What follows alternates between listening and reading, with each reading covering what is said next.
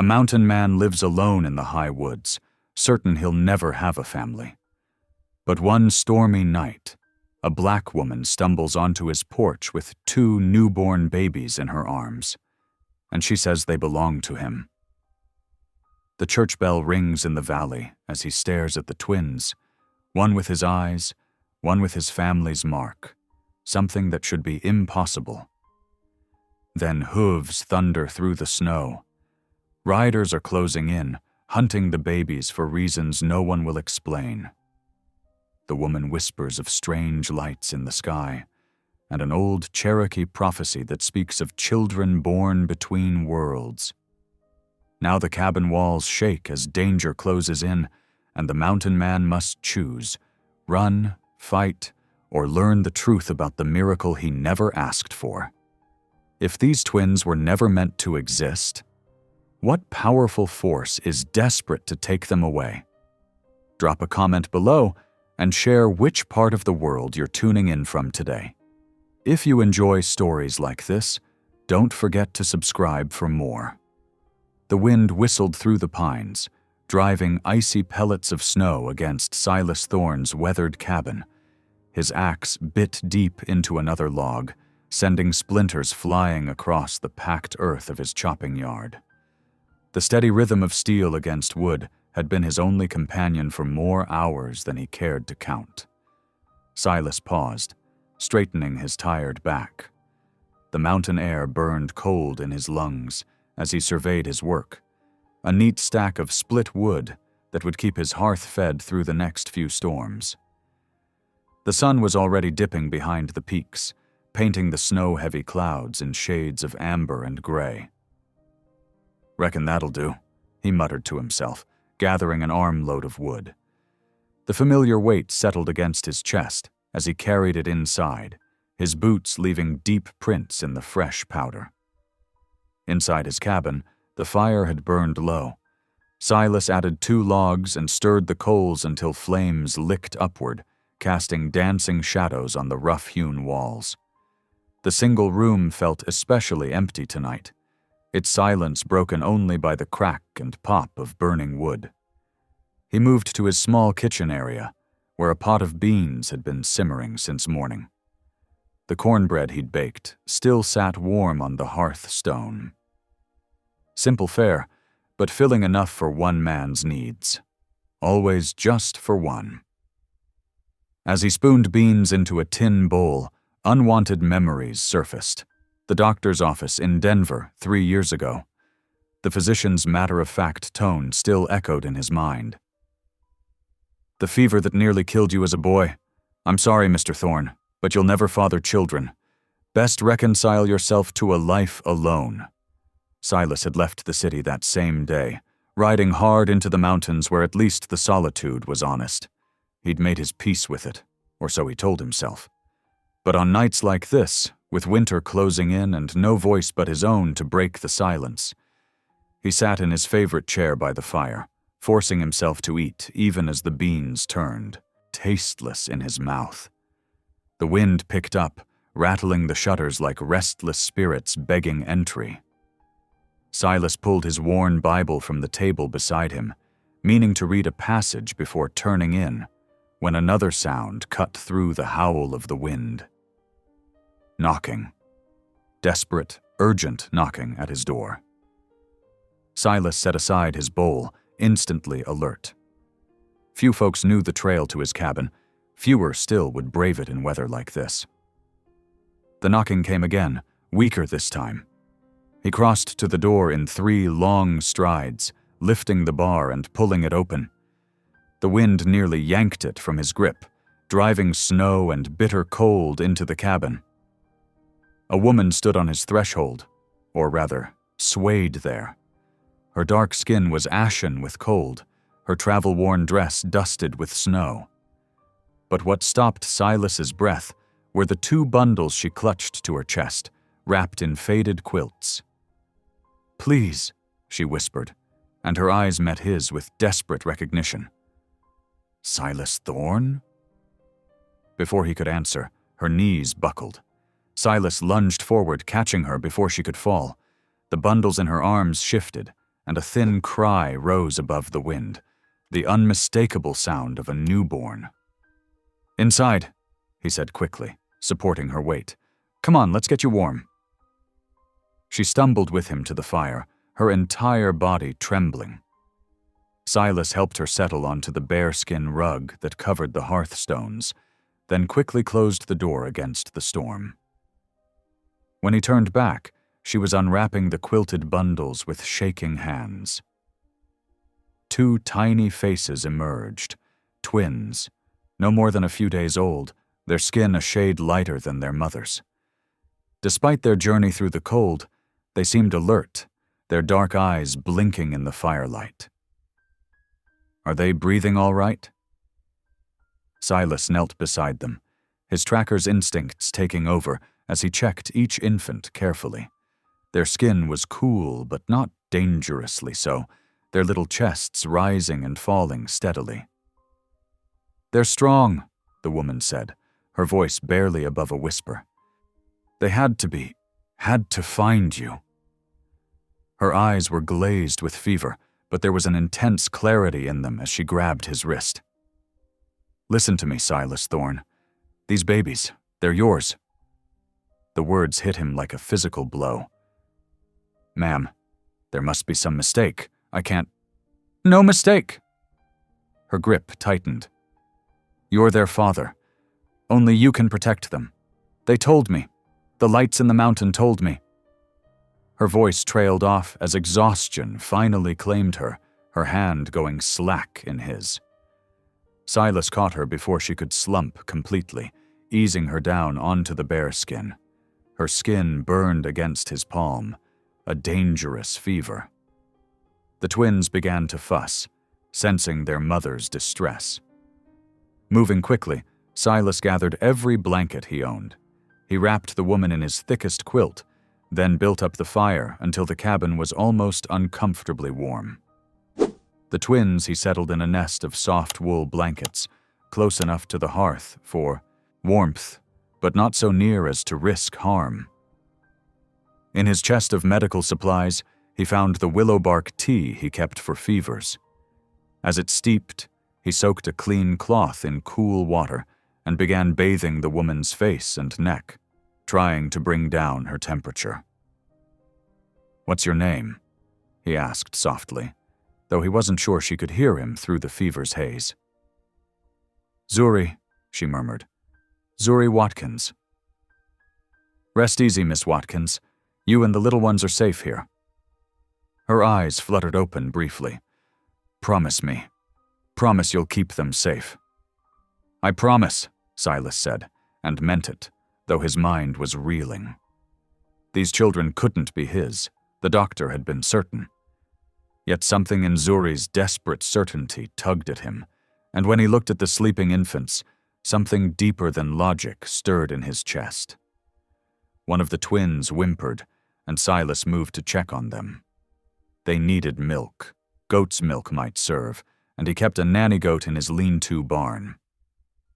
But first, the fever had to be broken. Through the long hours of the night, Silas tended to Zuri and the babies. He coaxed sips of willow bark tea between Zuri's cracked lips, changed the cool cloth on her forehead, and carefully fed the twins with milk warmed just right. Every time they cried, he found himself speaking to them in the soft Cherokee words his grandmother had used with him. Ancient sounds of comfort that seemed to soothe them. The wind continued its assault on the cabin, but inside, a strange peace began to settle. Silas found himself studying the twins' faces as they slept, searching for— what? A resemblance? A sign? They were beautiful children, their features a perfect blend of their mother's and someone's. "How could you be mine?" he whispered to them. "And why do I feel like I've been waiting for you?" No answer came except the pop of the fire and the soft breathing of 3 sleeping souls who had literally blown into his life on the winter wind. Silas settled back in his chair, keeping watch as the night drew on, his heart full of questions but his promise burning sure and steady as the hearth fire before him. The twins slept peacefully, seemingly untouched by the cold that had threatened them earlier. Occasionally, they would move in perfect unison, or both turn their heads toward the window at the same moment, as if listening to something only they could hear. Silas found himself watching these small synchronicities with growing wonder. He thought of Zuri's fever-touched words about mountain lights. Up here in the high country, stories of mysterious lights were as common as tales of lost gold mines. But something about the way she'd said it struck him as different. Not like a story at all, but like a truth she'd witnessed. The night crept on, marked by the steady fall of snow outside and the regular rhythm of checking on his charges. Zuri's fever remained high but stable, and the twins took their milk without fuss. Silas found himself humming old hymns his grandmother had sung, the Cherokee words mixing with English in a low, soothing murmur. Near dawn, as he added another log to the fire, one of the twins, the girl, he thought, opened her eyes and looked directly at him. In the firelight, for just a moment, he could have sworn her dark eyes held a hint of that same mysterious glow Zuri had mentioned. Then she blinked, and it was gone, leaving Silas to wonder if his tired mind was playing tricks on him. The first gray light of morning was just beginning to seep through the cabin's windows when Zuri stirred again. Her fever had dropped slightly, and her eyes were clearer when they opened. "The babies?" she asked immediately, trying to sit up. "Easy now," Silas said, helping her rise just enough to see the twins sleeping peacefully in their blanket nest. "They're doing fine. Took their milk well and slept through most of the night." Relief washed over her face. "You got the milk? Thank you, I was so worried." "Got a good nanny goat out back," Silas explained. "Not quite the same as mother's milk, but it'll do in a pinch. My grandmother raised more than a few babies on it." Zuri nodded, then winced as the movement seemed to pain her. "Your grandmother, she was Cherokee?" "She was. Taught me most of what I know about healing and living in these mountains." Silas helped her take a few sips of fresh willow bark tea. "Miss Watkins, Zuri, I need to ask, what you said last night about the babies being mine." "They are." Her voice was weak but certain. "I know it sounds impossible, but the lights in the mountain showed me. They showed me you, showed me where to find you, showed me you were meant to protect them." She gripped his hand again, her fever-hot fingers surprisingly strong. "There are people looking for them, Silas. Bad people. They know the babies are special, but they don't understand how or why. They just want to use them." Silas looked from her face to the sleeping twins and back. "What kind of people?" "Government men, scientists. They came to the school where I teach, started asking questions about the lights, about prophecies. Then when the babies came..." She shuddered. "I had to run. The lights showed me the way here, but I don't know how long we'll be safe." A protective instinct rose in Silas's chest, surprising him with its intensity. "You're safe now," he said firmly. "All three of you. Nobody comes up this mountain without me knowing about it, and nobody's going to harm these children. I gave my word." Zuri's eyes filled with tears of relief. "The lights were right about you," she whispered. "They said you had a good heart, even if you'd forgotten how to use it." Silas didn't know how to respond to that. Instead, he helped her drink more tea, then checked on the twins again. They would need feeding soon, and he should milk the goat while the morning was young. "Rest now," he told Zuri. "We can talk more when you're stronger."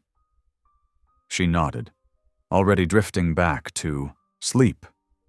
Silas tucked the blanket more securely around her, then stood looking down at his unexpected guests. In the growing light of dawn, with snow still falling outside, his cabin felt different. Warmer, somehow. Fuller. The doctor's words about living alone seemed to fade just a little, replaced by Zuri's fierce certainty and the peaceful faces of two babies who, impossible as it seemed, might be his own. Whatever the truth was, he had made a promise to protect them, and Silas Thorne had never broken his word.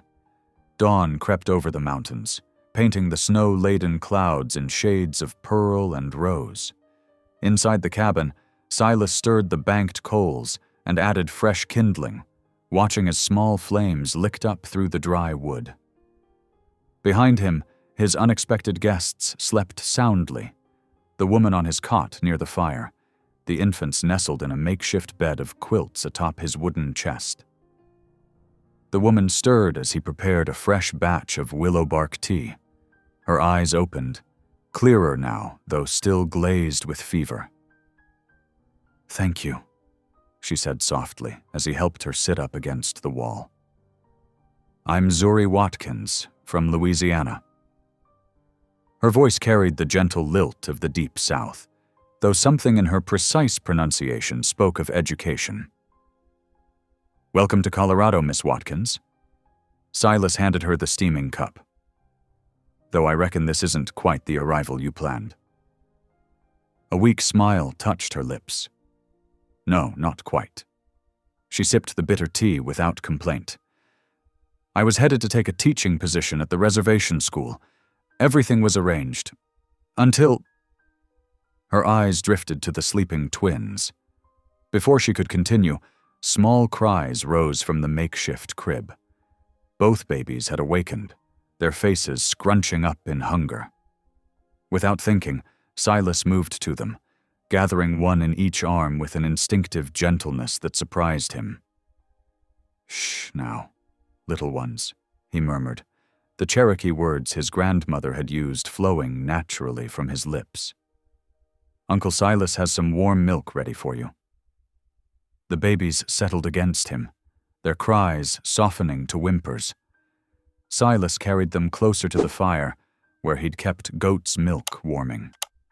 He'd done this through the night, and the motions already felt familiar, testing the temperature, cradling each infant just so, offering the milk with careful patience.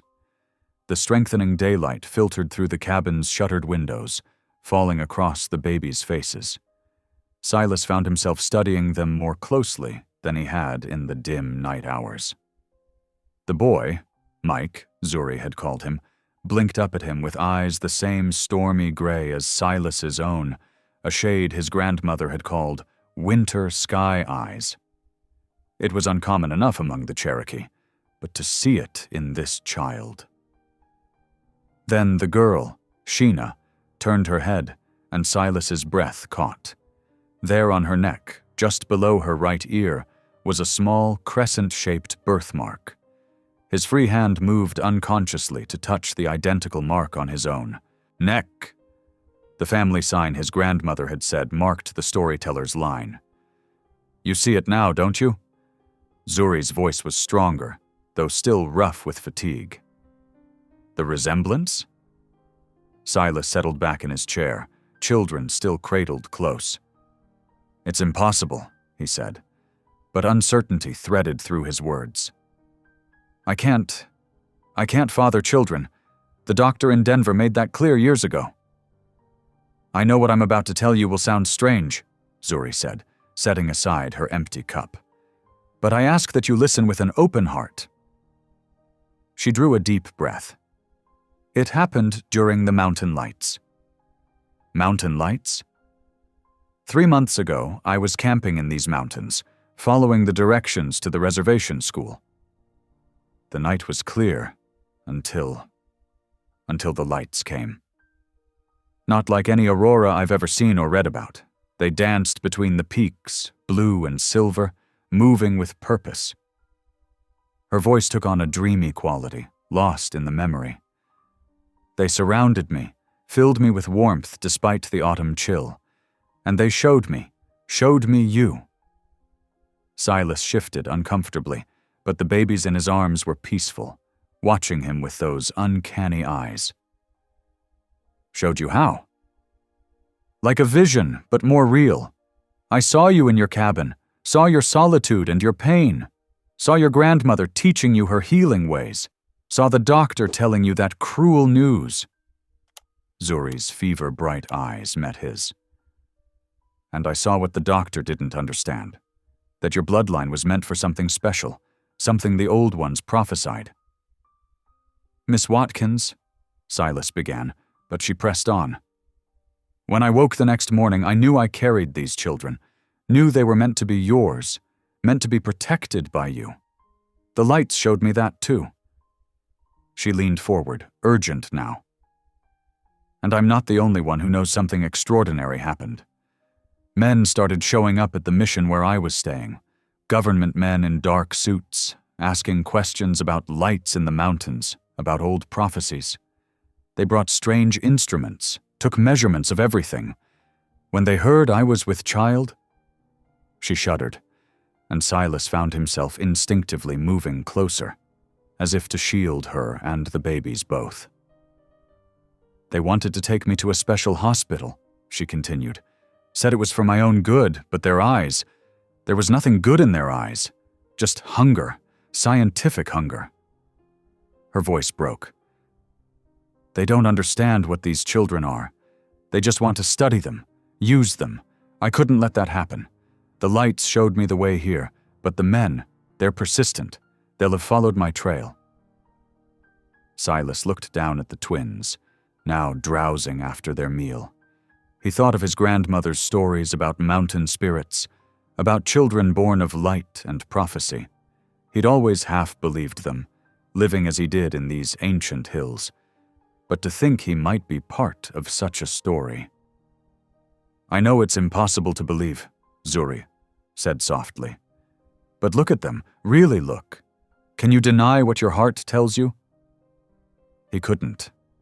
Something in him had recognized these children from the moment they'd arrived, something deeper than logic or medical diagnoses. The boy had his eyes, the girl his birthmark, and both had that indefinable quality his grandmother had always said marked their family line. A stillness, a connection to things others couldn't quite see. "What do these men look like?" he asked finally, his voice low and controlled. "The ones following you?" "Dark suits, as I said. 3 of them. The leader is tall, thin, with wire-rimmed glasses. They travel in a black motor car." Zuri's hands twisted in the blanket. "They were only a day behind me when I reached the foothills." Silas nodded, his decision made. "We'll keep the cabin shuttered today. I've got supplies enough, and the storm will help cover any tracks you left." He rose carefully, settling the sleeping twins back in their nest of quilts. "I need to tend to my animals, then I'll see to securing things properly." He retrieved his rifle from its place on the wall, checking it with practiced hands before starting to sharpen the blade of his hunting knife. The familiar motions helped steady him as his mind worked through all he'd heard. "Rest now," he told Zuri. "You're safe here, all of you." She nodded, settling back against the pillows. "The lights were right about you," she murmured as sleep began to claim her again. "They said you had a guardian's heart." Silas continued his work with the knife, but his eyes kept straying to the sleeping infants. The girl, Sheena, had her tiny hand curled near that crescent birthmark, while Mike's winter sky eyes flickered beneath closed lids as he dreamed. Impossible as it seemed, these children carried his blood. And if men were hunting them? His jaw set as he tested the knife's edge. He might not understand the mystery of their conception or the meaning of Zuri's mountain lights, but he understood protection. These children, impossible or not, were his. And Silas Thorne had learned from both his grandmother and the mountains themselves how to guard what was precious.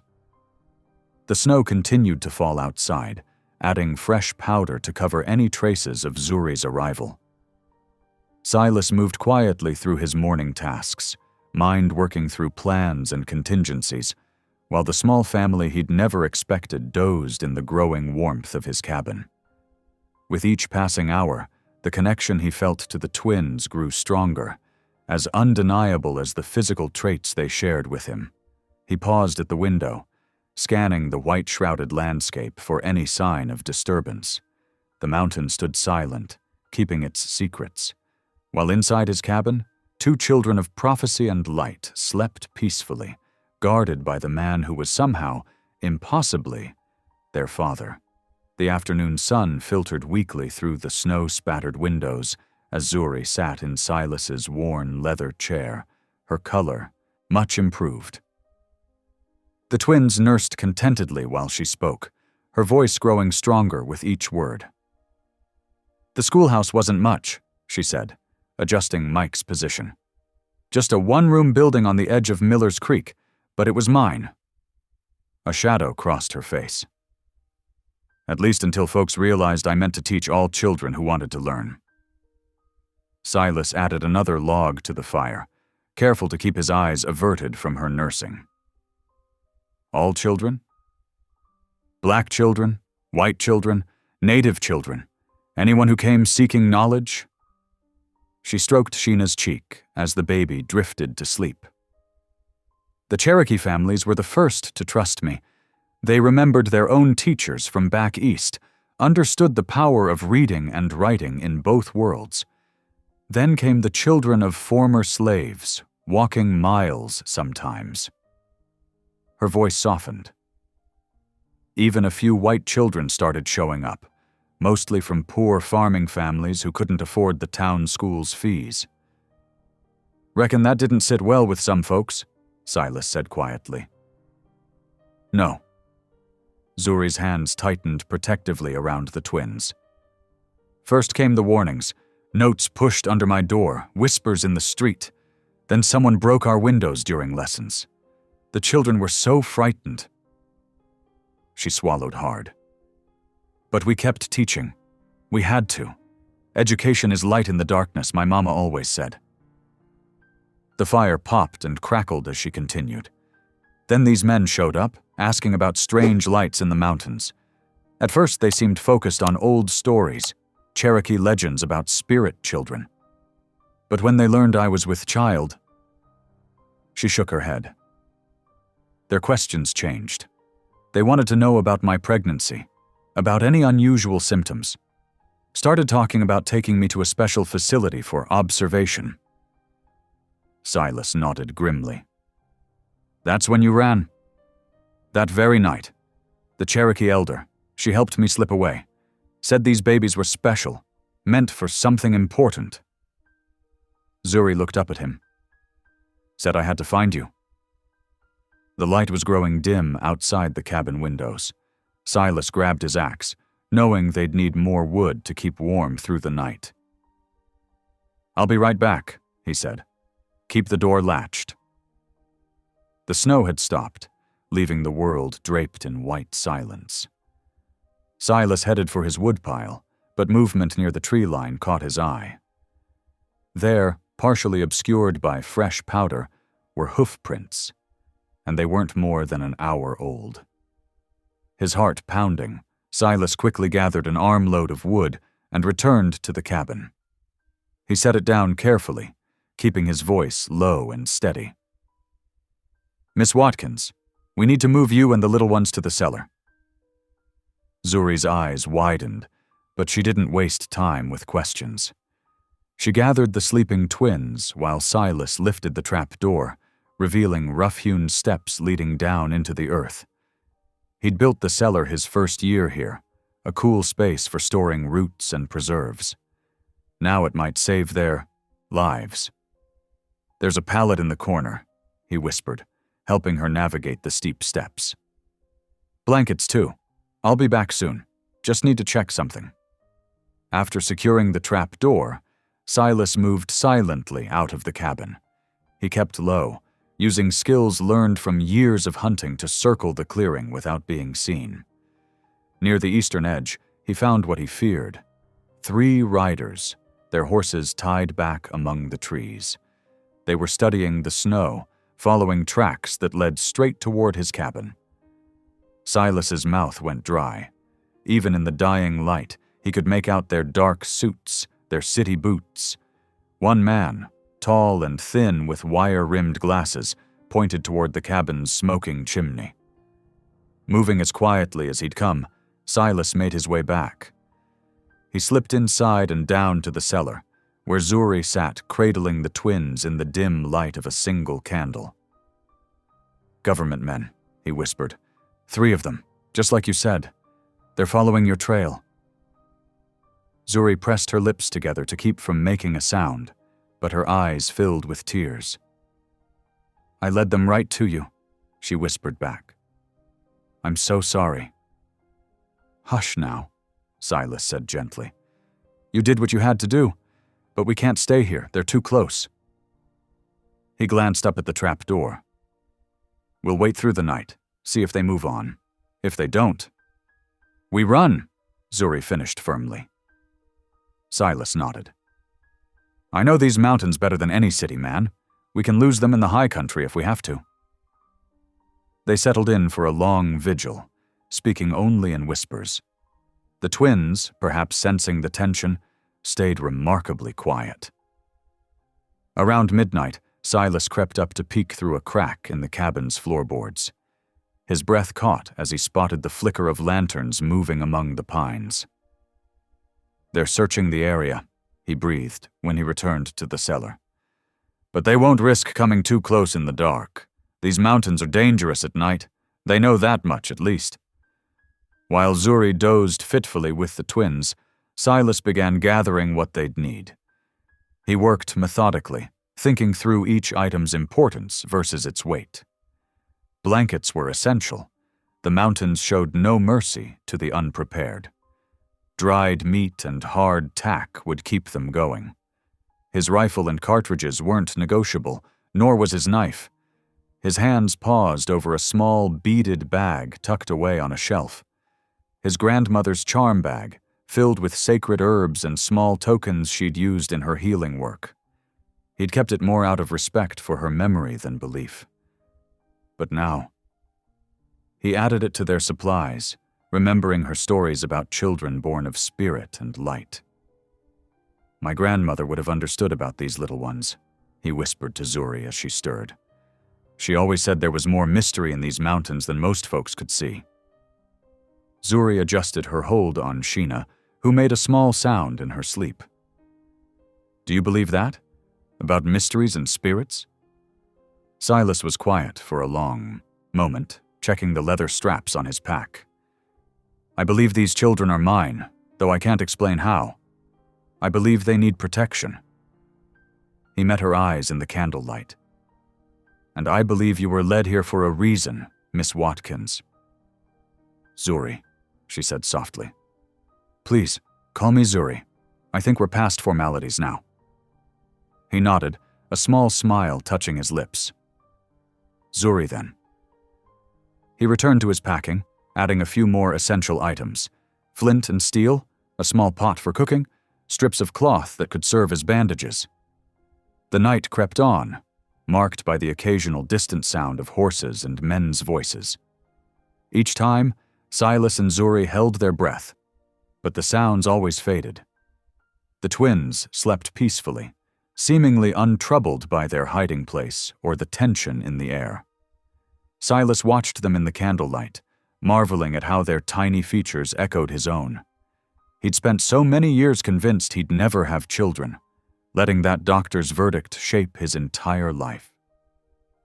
Now here he sat in his own cellar, preparing to flee with 2 babies who somehow carried his blood, protecting them from men who sought to study them like specimens. "My grandmother used to say that the Creator's plans don't always make sense to us," he murmured, "but they make sense to him." Zuri reached out and touched his hand briefly. "She sounds like a wise woman." She was. Silas checked his rifle one more time, making sure it was clean and ready. "She taught me everything I know about these mountains, the plants that heal, the signs in nature, the old ways of moving unseen through the forest." He smiled slightly. "Never thought I'd be using those skills quite like this." "To protect your children," Zuri said softly. "My children," he repeated, the word still strange on his tongue. He looked at the sleeping twins, at their perfect little faces. Something fierce and protective swelled in his chest. These men in their dark suits, with their scientific hunger, they'd never lay hands on these babies. Never. The night wore on, and Silas continued his preparations. Everything had to be ready for quick movement, if needed. He arranged their supplies into bundles that could be easily carried, keeping essential items close at hand. His mind worked through possible routes, considering weather and terrain. The twins woke once for feeding, but Zuri managed to quiet them quickly. Silas watched with amazement at how naturally she handled them, how gentle yet sure her movements were. She caught him looking and smiled tiredly. "I helped raise my younger siblings," she explained in a whisper. "Seems like a lifetime ago now." Silas nodded, thinking how much had changed in just 24 hours. Yesterday he'd been alone, convinced he'd always be alone. Now his cellar sheltered a family, his family, and he was planning their escape from government men who wanted to study his mysteriously conceived children. Above them, the cabin creaked and settled in the cold night. Air. Somewhere in the distance, an owl called, 3 times, then silence. Silas listened intently, but heard no more movement outside. The lantern lights had disappeared into the darkness, but he knew better than to think the danger had passed. They couldn't stay here. That much was certain. His cabin was no longer the safe haven it had been. But he knew these mountains, knew places where city men in dark suits would never think to look. Places where his grandmother's people had hidden during troubled times, where the old magic still lingered in the stones. As if reading his thoughts, Zuri whispered, "Where will we go?" "There's a place," he replied softly, "high up where the mountain spirits dance.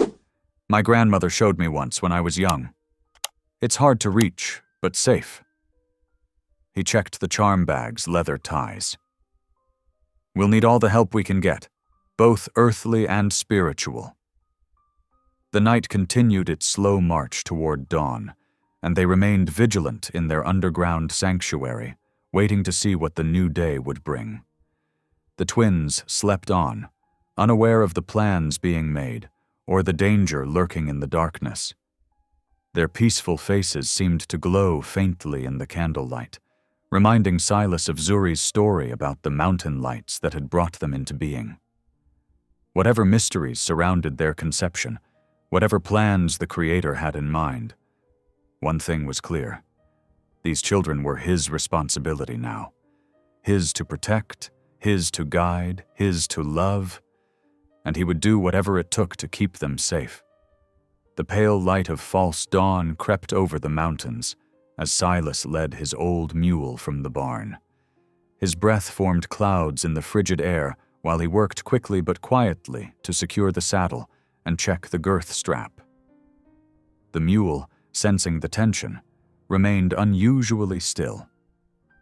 Behind the barn, he assembled a simple travois, 2 long poles lashed together with a platform of blankets stretched between them. It wasn't fancy, but it would keep Zuri and the twins off the frozen ground as they traveled. His hands moved with practiced efficiency, tying knots that would hold firm across rough terrain. "It ain't much," he whispered apologetically when Zuri emerged from the cellar with the twins bundled against her chest. "But Jenny here's steady on mountain trails, and the travois will keep you and the little ones warm enough." Zuri nodded, her eyes alert despite the exhaustion evident in her face. "As long as it gets us away from here." Silas helped her settle onto the travois with the twins, making sure they were well wrapped in the thickest blankets he owned. The babies stayed remarkably quiet, as if they understood the need for silence. Only their tiny breaths puffed visible in the cold morning air. He led Jenny away from the cabin, choosing a narrow deer trail that wound between thick stands of pine. The path was barely visible in the dim light, but Silas knew these woods like he knew his own heartbeat. Each step was carefully placed, leaving as little trace as possible. The cold deepened as they climbed higher into the mountains. The sun rose behind thick clouds, casting weak light that barely penetrated the forest canopy. Silas kept them moving at a steady pace, stopping occasionally to check their back trail and listen for pursuit. By midday, they reached a small creek, its surface frozen except for a narrow channel of dark water running swift and silent between ice-crusted banks. Silas called a brief halt, knowing they all needed rest and sustenance. "There's a flat rock just ahead," he said softly, helping Zuri down from the travois. "We can warm up some broth while I fill the canteens with snowmelt." He worked efficiently, building a tiny fire in a shallow depression where its smoke would dissipate through the pine boughs above. From his pack, he produced a small pot and some dried meat he'd prepared the night before. Soon, the smell of warming broth filled their small camp. Zuri sat with her back against a sun-warmed boulder, the twins nursing beneath her shawl. Her face showed the strain of their journey, but her eyes remained determined. "Thank you," she said, as Silas handed her a tin cup of hot broth. "For everything." Silas settled nearby, keeping watch while sipping from his own cup. After a moment's hesitation, he spoke. "My grandmother used to tell stories about children born of the lights."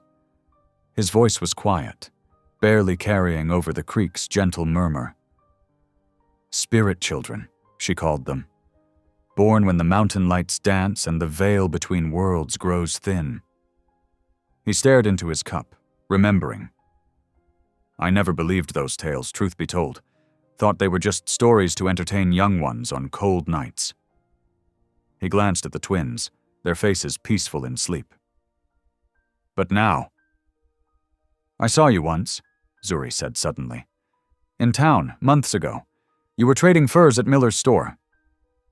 She adjusted her shawl, tucking it more securely around the babies. "Something about you felt familiar, even then, like I'd known you in a dream." Silas looked at her sharply, remembering that day. He rarely went to town, preferring solitude to the stares his mixed heritage often drew. "I remember," he said slowly.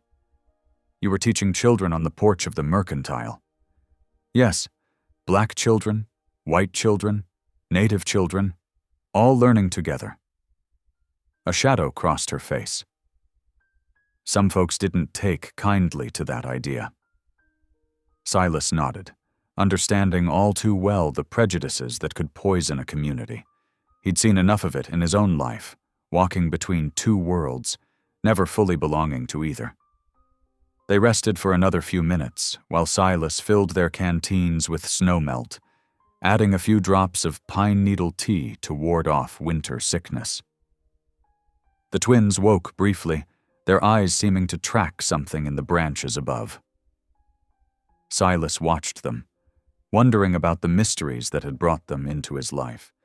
As they prepared to move on, a sound caught his attention, distant but clear in the winter air, horses' hooves on frozen ground coming from the direction they'd left.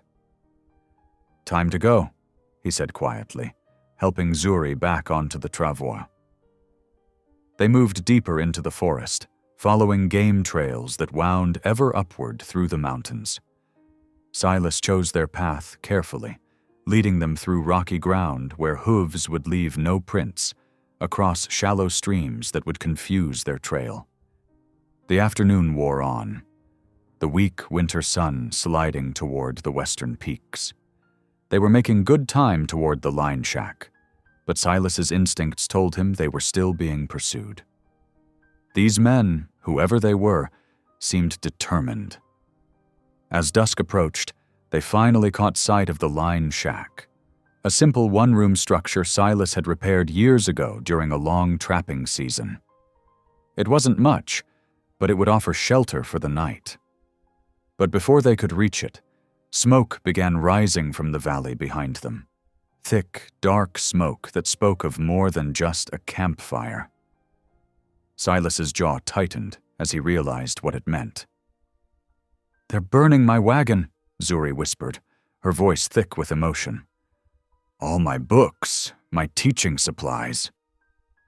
Silas watched the smoke curl against the darkening sky, understanding the message these men were sending. They were destroying evidence of Zuri's past, erasing her presence in these mountains. And they wouldn't stop there. "We can't stay at the shack," he said finally, turning away from the distant smoke. "It's too obvious a shelter. They'll check all the known structures in these mountains." He studied the gathering darkness, mind working through their options. "We'll need to keep moving, find somewhere they won't think to look." Zuri pulled the twins closer, their small forms quiet against her chest. "Where?" "There's places up higher," Silas said, adjusting Jenny's lead rope. "Places my grandmother showed me, where her people used to go when they needed to disappear for a while." He checked their supplies, mentally calculating what they'd need. "It'll be rough going, but we can make it." The smoke continued rising behind them, a dark reminder of the danger at their backs.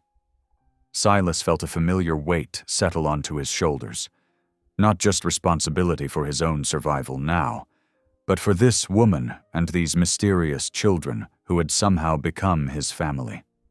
The twins stirred, making small sounds that seemed to echo the wind's whisper through the pines. Their tiny faces glowed faintly in the gathering dusk, reminding Silas of the lights Zuri had described, the strange, shimmering lights that had brought them into being.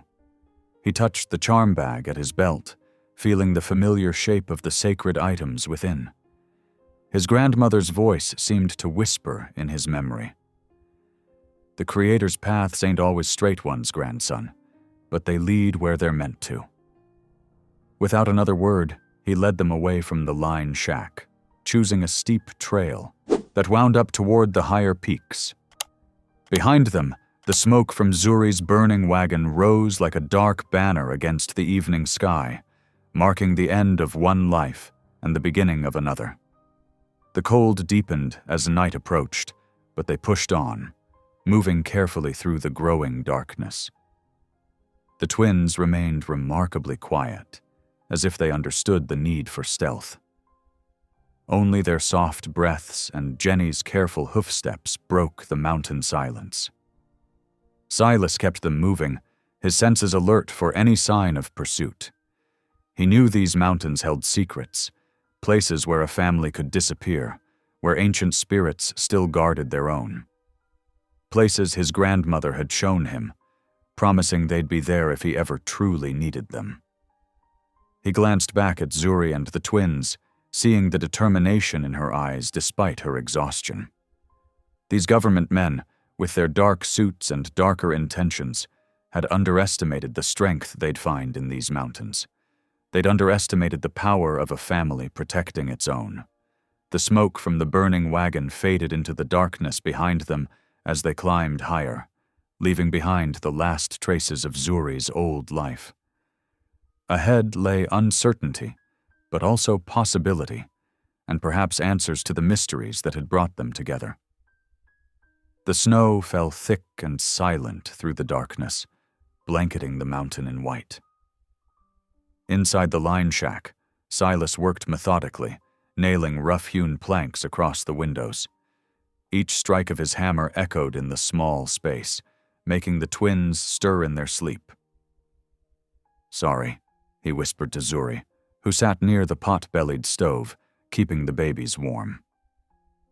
The fire's glow caught the worry lines around her eyes, but her hands remained steady as she adjusted the blankets around Sheena and Mike. The wooden walls creaked against the wind as Silas finished securing the last window. He stood back, checking his work, then added another log to the stove. The familiar scent of wood smoke filled the cabin, reminding him of winters spent here alone.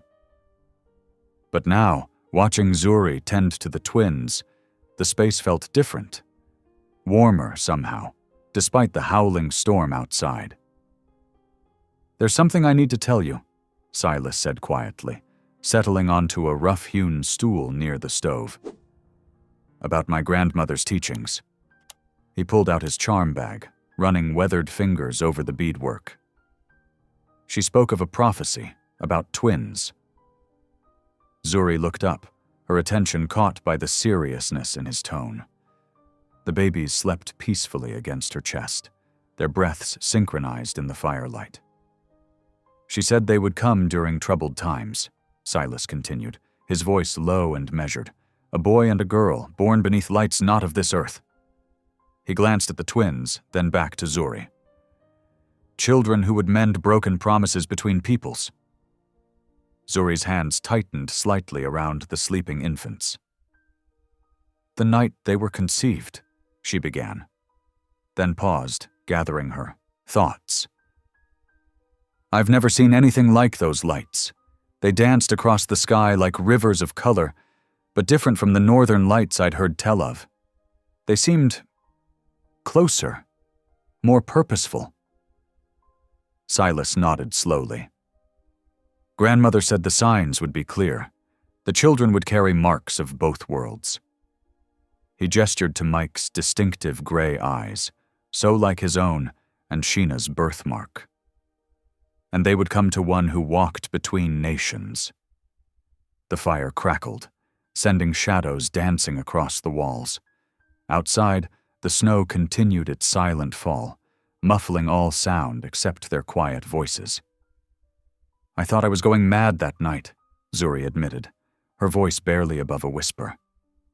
"The lights, the feeling of presence, like being wrapped in something ancient and powerful." She stroked Sheena's cheek gently. "Then when I realized I was with child, twins no less, I knew it wasn't just a dream." "The elders would say there are no accidents in such matters," Silas said. He stood and moved to the door, checking the security of the heavy wooden bar across it.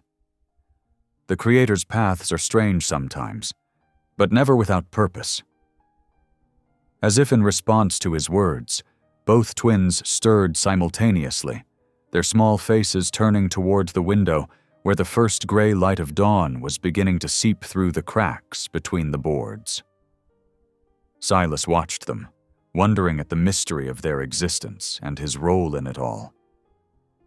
"I need to check the perimeter," he said finally, reaching for his coat. "Make sure no one's moved in close during the night." Zuri nodded, adjusting her position to keep the babies warm. "Be careful," she said softly. The cold hit Silas like a physical blow as he stepped outside. The snow had drifted knee-deep in places, transforming the familiar landscape into something alien and white. He moved carefully, using the trees for cover as he circled the shack. Near the ridge, he found what he was looking for, and dreading. Smoke columns rose from several points in the valley below, their dark fingers reaching into the pale morning sky. Search parties, spreading out in a methodical pattern. They were getting closer. Silas studied their positions, calculating distances and likely search routes. They had maybe a day before the searchers reached this area. Less, if they were good trackers. When he returned to the shack, he found Zuri standing by the window, holding the twins up to a shaft of morning light that had found its way through the boards. The babies were awake now, their eyes tracking something invisible in the air around them. "They're so strong," Zuri marveled, watching as Mike gripped her finger with surprising firmness. "Not even a week old, but there's something different about them. Special." Silas hung his coat by the door, shaking off the snow. "They'll need to be strong," he said grimly. "I saw smoke in the valley, search parties moving this way." He began gathering their supplies, mind already planning their next move. "There's someone we need to see, an elder named Standing Flint. He lives 2 days' ride from here, if we push hard." 2 days? Zuri looked down at the twins with concern. With newborns? In this weather? Standing Flint knows the old ways better than anyone still living, Silas explained, packing dried meat and cornmeal into his saddlebags. If anyone can make sense of this prophecy, of these children's purpose, it's him. And he'll know safe places to hide, places these government men won't think to look. Zuri considered this, her practical teacher's mind weighing the risks against the necessity. Finally, she nodded. When do we leave? After nightfall, Silas said, checking their water supplies. Fewer eyes in the dark, and the snow will help cover our tracks. He paused in his preparations, looking at her seriously. It won't be easy. The trail's rough, and we'll have to move careful with the little ones. We'll manage, Zuri said with quiet determination. She began preparing the twins for travel, wrapping them securely against the cold. They're stronger than they look, these two, like they know something we don't. They spent the afternoon resting and preparing. Silas checked and rechecked their supplies, while Zuri tended to the twins. He showed her how to secure the travois properly, making sure it would be stable on the rough mountain trails ahead. The babies remained remarkably quiet throughout the preparations, their eyes often fixed on the ceiling or tracking invisible movements through the air. Several times, Silas caught them both turning their heads in unison, following something he couldn't see. As the afternoon light began to fade, Silas stood at the window, watching the snow fall. The prophecy weighed heavy on his mind, children born of mysterious lights, meant to mend broken promises. He thought of his grandmother's words about walking between worlds, about the responsibility of being a bridge between peoples. Looking back at Zuri and the twins, he saw more than just refugees in need of protection. He saw possibility, hope, a future he'd never dared imagine for himself. The twins stirred again, their small movements synchronized as always. In the dying light, their faces seemed to hold a faint glow, like the echo of those strange lights that had brought them into being. Silas touched his grandmother's charm bag, drawing strength from the sacred items within. Soon they would leave the relative safety of the line shack, venturing into the dangerous night. But for now, in these last quiet moments before departure, Silas allowed himself to marvel at the strange turns of fate that had brought them all together.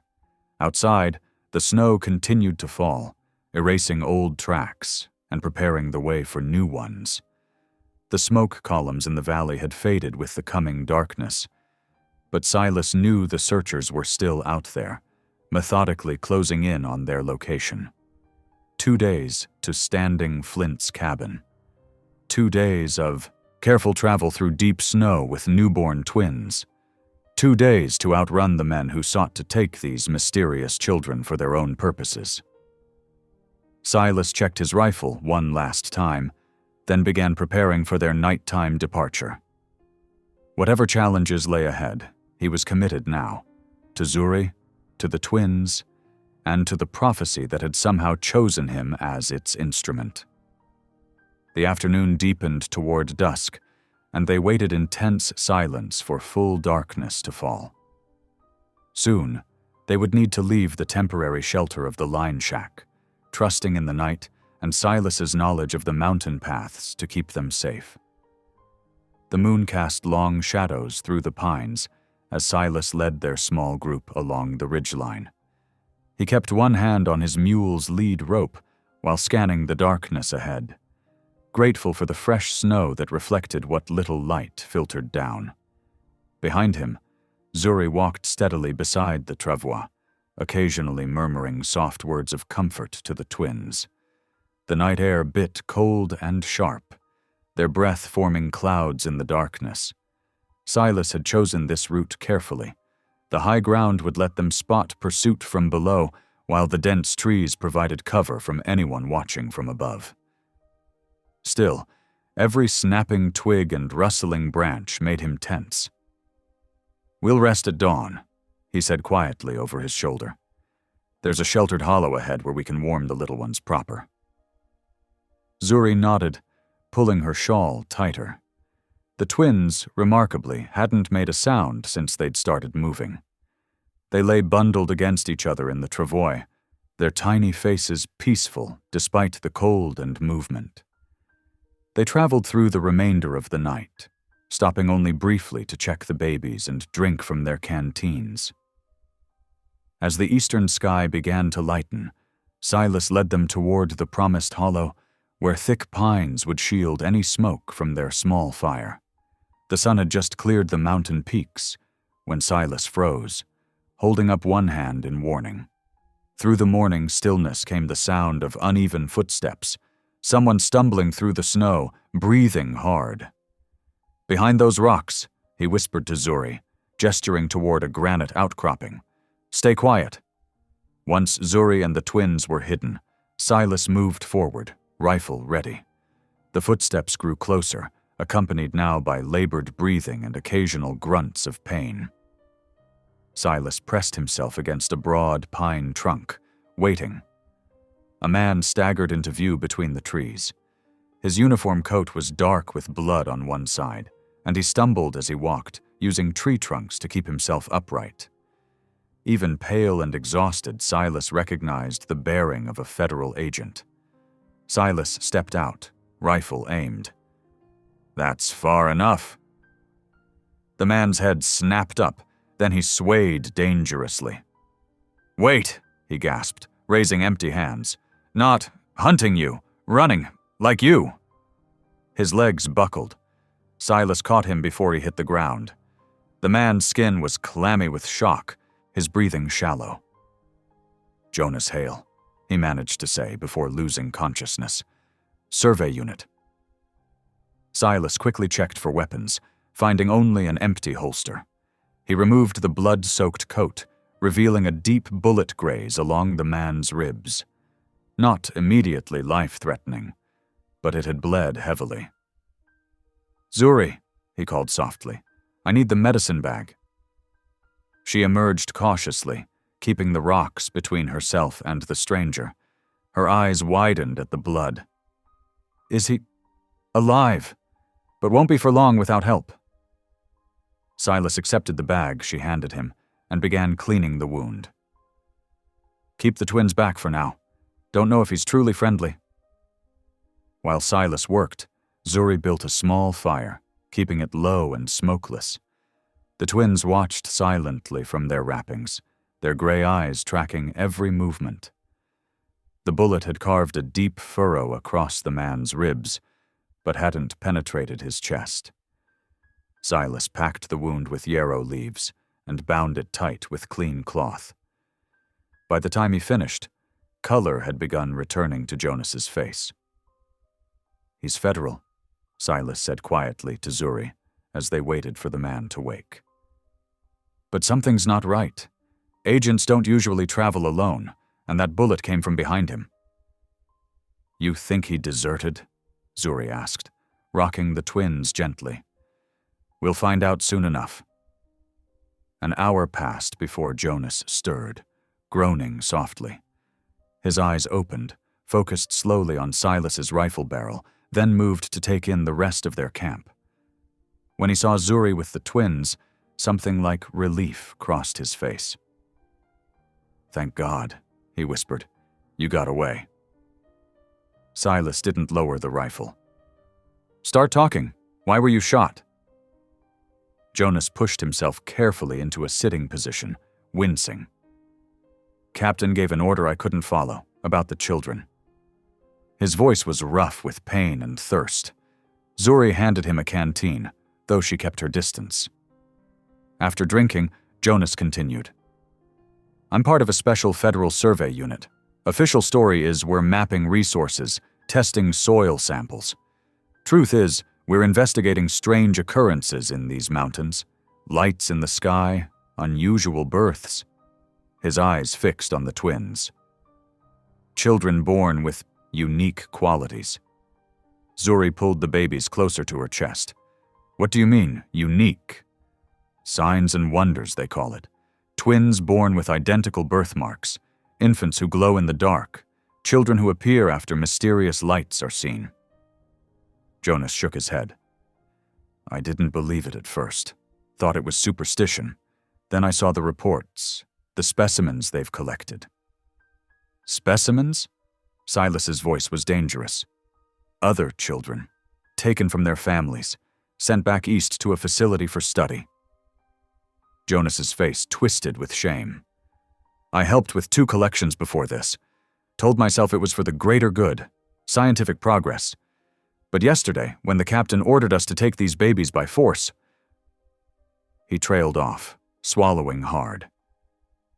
You refused, Zuri said, softly. Jonas nodded. Turned my horse around right there. Captain shot me himself as I rode away. I've been running ever since, trying to find you, to warn you.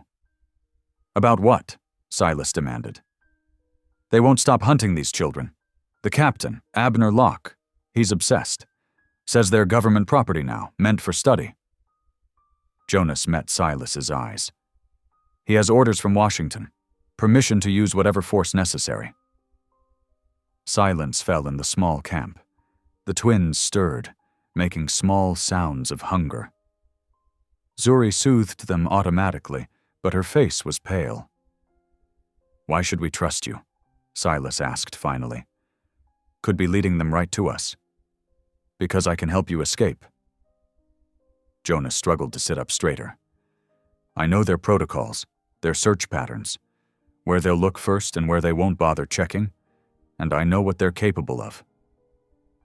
He looked at the twins again. Those babies deserve a chance at life. Real life, not whatever they'd face in that facility.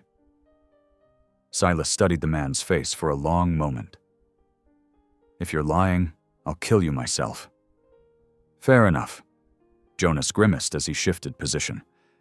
Though if you leave me here, I'm dead anyway. The captain doesn't forgive deserters. Silas exchanged a long look with Zuri. She nodded slightly. They both knew having inside knowledge of their pursuers could mean the difference between escape and capture. You can travel with us once you're strong enough to walk, Silas decided. But you'll be watched. One wrong move. Understood. Jonas relaxed slightly, then tensed again as a wave of pain hit him. Where are you headed? That's our business for now, Silas replied. He turned to Zuri. We should rest here today. Let him heal some, and the twins need proper feeding. We'll move again after dark. Zuri nodded and began preparing a thin porridge while Silas set up a proper watch position. The twins had fallen asleep again, their small faces peaceful despite the tension around them. Jonas watched it all through half-closed eyes. They're remarkable, he murmured. Never seen twins so calm at that age, almost like they know something we don't. Rest, Silas ordered sharply. Save your strength for walking.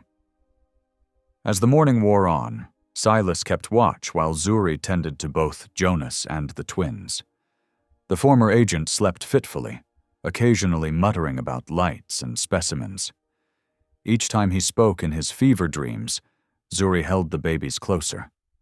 Silas cleaned his rifle and checked their supplies, mind working through this new information. A secret government program studying mysterious births. A facility back east where children were taken for study. A captain with official permission to seize the twins by any means necessary. The twins slept on, unaware of the darkness gathering around them. But occasionally, when the sun broke through the clouds, their skin seemed to shimmer faintly, like starlight on snow. Silas watched them, remembering his grandmother's prophecy about children born of light who would mend broken promises. He thought about Jonas's words, signs and wonders, and felt the weight of responsibility settle deeper on his shoulders. These babies weren't just his to protect now. They were part of something larger, something that might change everything for those who walked between worlds. The day passed slowly, marked by the sun's arc through the winter sky and the regular needs of 2 newborns. Jonas's fever broke by mid-afternoon, and his color improved. Silas kept the rifle close, but he had to admit the man's warnings seemed genuine. As evening approached, they began preparing for another night of travel.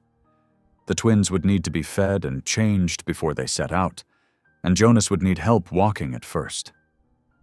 Silas studied the gathering shadows, planning their route by the stars that were just beginning to appear. They had a long journey ahead, and now they knew just how high the stakes truly were.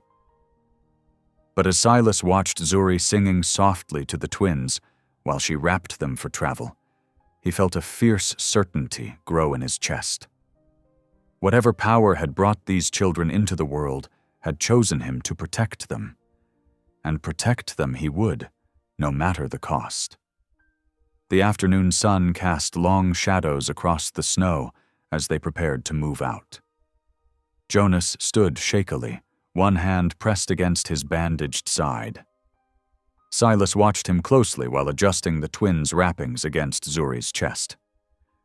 "We'll take it slow," Silas said, his voice low, "but we need to cover ground before full dark." The cold air bit at their faces as they started walking. Jonas limped but kept pace, his breathing labored. Every few hundred yards, they paused to let him rest. During one such stop, he leaned against a pine tree, face drawn with more than physical pain.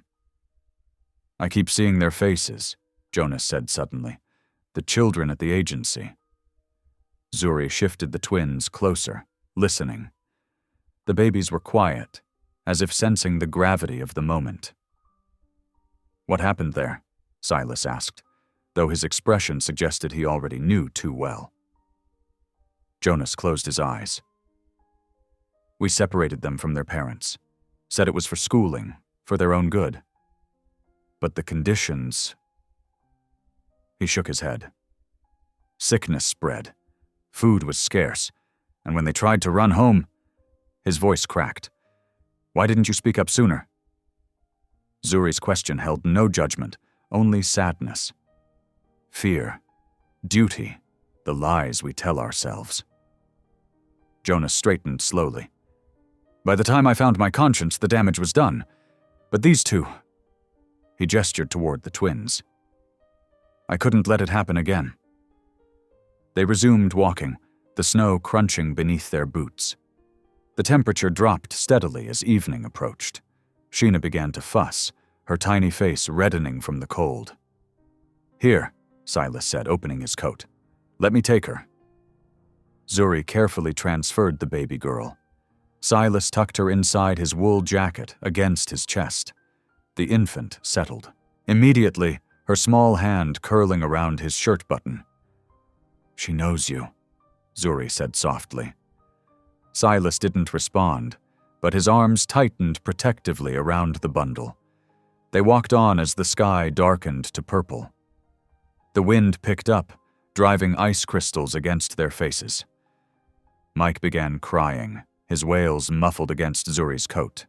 They needed shelter soon. "There," Jonas pointed with a trembling hand. "That ridge has some overhangs. Might find a spot out of the wind." Silas nodded. They climbed carefully, testing each step on the slick ground. Near the top, they found a deep, natural alcove, its mouth partially sheltered by fallen rocks. "This will do," Silas decided. "Jonas, gather what dry wood you can find.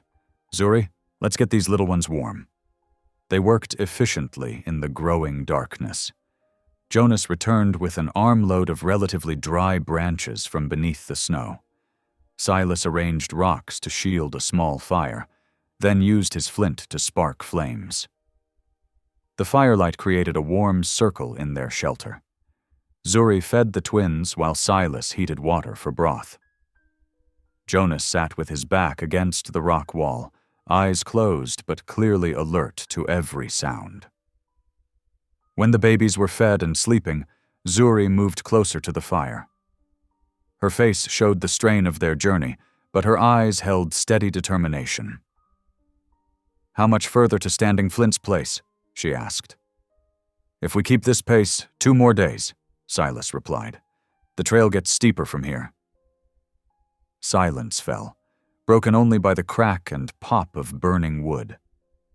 Jonas had drifted into an uneasy sleep, his wounded side facing the fire's warmth.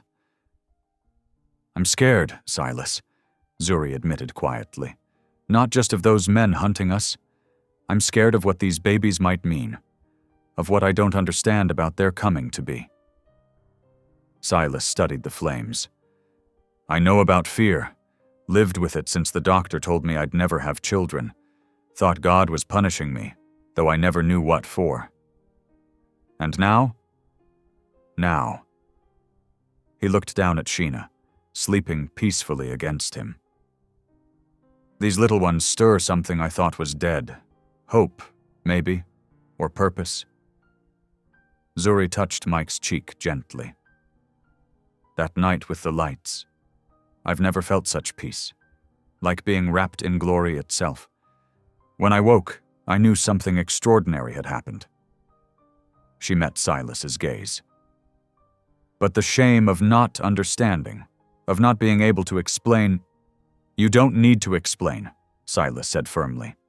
Some things are beyond explaining. My grandmother used to say that mystery is God's way of teaching us trust. Your grandmother sounds wise. She was. Taught me everything I know about tracking, healing, living close to the land. He added a small branch to the fire. She's the one who told me about the prophecy, said someday special children would come, born of light and spirit, meant to heal old wounds between peoples. Zuri watched the twins sleeping. Do you think? I don't know, Silas answered honestly. But I know they're meant to be protected. And somehow, they're meant to be ours. The word ours hung in the air between them, heavy with meaning. Zuri reached across the space and touched Silas's hand. Her fingers were warm from holding Mike. I never thought I'd have a family, she whispered. Teaching was my calling my whole life. But these babies. She squeezed his hand. And you? It feels right, doesn't it? Like pieces falling into place? Silas turned his hand to clasp hers. It does. Though I reckon that makes it more dangerous. Things that matter most usually are. They sat like that for a long while, hands joined, watching the twins sleep. The fire burned low, casting soft shadows on the rock walls. Outside, wind whispered through pine needles, and somewhere in the distance, an owl called. Jonas stirred in his sleep, muttering something about lights. Zuri tensed, but he settled again without waking. What do you think Standing Flint will say? She asked. Will he understand about the twins? If anyone will, it's him. He's kept the old ways, the old knowledge. Silas adjusted Sheena's blanket. He might be able to tell us more about what these little ones mean, and he'll know safe places where we can shelter, if needed. Places the government men won't find? Places protected by more than just distance. Silas's voice held certainty. Standing Flint has helped others before, those needing to disappear for a while. The fire popped, sending sparks upward. One of the twins made a small sound in sleep, and both Silas and Zuri moved instinctively to check on them. Their hands met over Sheena's blanket. This time, neither pulled away. The connection between them felt solid, grounded in shared purpose and growing trust. We should rest, Silas said softly. Trail gets rough tomorrow. Zuri nodded, but didn't move away immediately. Silas? Her voice was barely above a whisper. Thank you for believing me, for helping us. Thank you for bringing them to me, he replied simply, for giving me back something I thought was lost forever. They arranged their blankets close together, the twins nestled between them. Jonas's steady breathing and the dying fire created a peaceful backdrop to their own settling. As sleep approached, Silas felt Sheena's tiny hand still gripping his shirt button. Such a small thing. That grip, but it held his entire world. Whatever came tomorrow, whatever challenges they faced climbing toward Standing Flint's home, he knew with bone-deep certainty that everything had changed. He was no longer a solitary man in a lonely cabin. He was a father, a protector, part of something larger than himself. The thought should have terrified him. Instead, it filled him with quiet strength. Beside him, Zuri's breathing deepened into sleep. The twins slumbered between them, small faces peaceful in the fire's dying light. Even Jonas's pained expression had smoothed in rest. Silas took first watch, his rifle across his knees. The night stretched dark and cold beyond their shelter, but here, in this small space carved from rock and warmed by shared purpose, he felt something he hadn't experienced in years. He felt complete. The wind sang through the pines, carrying tomorrow's challenges in its voice. But for now, in this moment, they were safe. It was enough. Dawn painted the eastern sky in stripes of pink and gold as they broke camp. Silas checked Jonas's wound, finding it healing clean despite their harsh travel. The twins slept peacefully in their wrappings against Zuri's chest, while she ate a small breakfast of dried meat and hard biscuits. "The hot springs mark his land," Silas explained, securing their few belongings. "We should smell the sulfur soon. Standing Flint keeps to the old ways, living close to the sacred waters." They followed a narrow trail that wound higher into the mountains.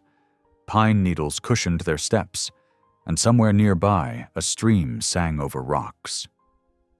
Jonas took point, his military training evident in how he scanned the path ahead. Around mid-morning, a warm breeze carried the distinct mineral scent of the springs. Silas felt his shoulders relax slightly. They were close now. "There," he pointed through the trees. Smoke rose from multiple chimneys among a collection of well-maintained log structures. Gardens, now winter bare, spread in terraced plots down the hillside. A few chickens scratched in the dirt near a storage shed. Standing, Flint emerged from the main cabin before they reached the yard. Tall and straight despite his years, the elder wore a simple cotton shirt and wool pants, his gray hair tied back with a leather cord. His deep-set eyes took in their group with calm assessment. "Silas Thorne," he said warmly in English, extending his hands in welcome. "It has been too long since you visited these springs." Silas clasped the offered hands. "Too long, grandfather." He used the respectful term in Cherokee, then gestured to his companions. "We come seeking your wisdom. This is Zuri Watkins, Jonas Hale, and—" He paused, looking at the twins. Standing Flint's gaze sharpened with interest. "Bring them inside. The morning grows cold." The main cabin was warm and smelled of cedar smoke and cooking herbs. A fire burned low in the hearth, and bundles of dried plants hung from the rafters. Standing, Flint gestured for them to sit on woven mats near the fire. "Now," he said, settling cross-legged across from them, "tell me what brings you to my door with such interesting companions." Silas began the story, speaking carefully in a mixture of English and Cherokee. He explained about Zuri's arrival, the mysterious conception, and the government men pursuing them. Zuri added details about the night of shimmering lights, her voice soft but steady. Standing, Flint listened without interruption, his weathered face revealing nothing. When they finished, he rose and gathered some items from a shelf: a small bag of cedar shavings, a carved pipe, and a bundle wrapped in deerskin. "May I see the little ones?" he asked Zuri. She unwrapped the twins carefully. They were awake now, their eyes tracking the movement of smoke from the fire. Standing, Flint knelt beside them, murmuring prayers in Cherokee as he studied their faces. "Ah," he said softly, touching each infant's forehead with a gentle finger. "Yes, I see it now." "See what?" Zuri asked, her hands protective around the babies. Standing, Flint sat back, beginning to fill his pipe with a mixture of herbs and tobacco. The Old One spoke of this, children born of spirit light, carrying power to heal ancient wounds. He lit the pipe with a coal from the fire. They said a man thought broken would be chosen, made whole by forces beyond our world. Silas felt his throat tighten. But the doctor said, "Doctors see what their learning tells them to see," Standing Flint interrupted gently. "They do not understand all mysteries." He drew on the pipe, then used it to gesture at the twins. "These little ones were born of something older than medicine. The lights you saw, Zuri, they open doorways between worlds. Through such doors, the impossible becomes possible." Zuri trembled slightly. Can such things be true? Really true? The elder smiled, smoke curling around his face. "Truth often comes before understanding, daughter, like dawn before sight." He reached for the deerskin bundle and unwrapped it, revealing a small drum decorated with painted symbols. Our people have waited generations for these signs. The lights, the chosen man, the twins born to one who teaches across boundaries. He began a soft drum rhythm, speaking in Cherokee. Silas translated quietly for Zuri and Jonas. "He's telling the full prophecy," Silas explained. "It says the twins will carry medicine to heal 3 wounds, between red man and white, between black and white, between people and land." His voice caught. "It says the father will be one who walks between worlds himself, carrying both bloods, but thinking himself flawed." Jonas shifted from his position near the door. "The government men, they know something about this, don't they? About the lights and special children?" Standing, Flint nodded gravely. "They study such things, seek to control what they do not understand." He set aside the drum and reached for a bundle of cedar branches. But they cannot control what Creator has ordained. He struck a coal from the fire and laid it in a shell, then placed cedar needles on it. Sweet smoke rose as he began blessing the children, waving the smoke over them with an eagle feather while singing a low prayer. Sheena and Mike watched the feather's movement, their eyes bright. For an instant, so brief Silas thought he imagined it, they seemed to glow faintly in the firelight. Standing, Flint saw it too. His song faltered for just a moment before continuing stronger. Silas felt something shift inside him, like ice breaking up on a spring river. All these years he'd carried the doctor's verdict like a weight, believing himself broken, cursed, denied the right to family. But watching his children track the blessing feathers dance, he felt the truth of Standing Flint's words sink into his bones. Not flawed. Chosen. The thought brought tears to his eyes. Beside him, Zuri reached for his hand, her fingers warm and steady against his. When the blessing ended, Standing Flint's wife, Gray Dove, brought out food, corn cakes, dried berries, and rich beaver stew. They ate together in companionable silence, the twins nursing contentedly afterward. "You will stay tonight," Standing Flint said. It wasn't a question. "Rest here where you are protected. Tomorrow we will speak more of what must be done." Gray Dove showed them to the guest cabin, a snug structure with 2 rooms and its own hearth. Jonas insisted on taking first watch despite his healing wound, positioning himself near the window with a clear view of the approach trail. Silas helped Zuri settle the twins in a cradle board Gray Dove provided. The babies fell asleep quickly, their small faces peaceful in the firelight. "Do you believe it?" Zuri asked softly, watching them sleep. About the prophecy and the lights? Silas touched Sheena's cheek gently. I believe there's more mystery in this world than most folks credit, and I believe these little ones are meant for something important. He looked at Zuri. Just like I'm starting to believe you were meant to find my cabin that night. She smiled, tired but genuine. I think I believe that too. They arranged their bedrolls near the cradle board, close enough to respond quickly if the twins needed them. The fire crackled softly, and through the window Silas could see the steam rising from the hot springs in the gathering dusk. For the first time since Zuri had appeared at his door, he felt truly at peace. Standing Flint's words had given him something he hadn't even known he was missing. Purpose. Understanding. A sense that his life's path, lonely as it had been, had led precisely where it needed to. The twins slept on, small hands curled into fists, their breathing synchronized in sleep. Chosen children, the elder had called them, born to heal old wounds. Silas watched them, feeling protective love well up inside him. Whatever came next, whatever challenges they faced, he would make sure these precious lives fulfilled their destiny. Morning dawned clear and cold over Standing Flint's homestead. Frost glittered on the fence posts, and steam rose in gentle curls from the hot springs. Silas pulled on his worn leather gloves, studying the broken section of fence that Standing Flint had mentioned needed repair. Several posts had rotted at the base, causing a 30-foot section to sag.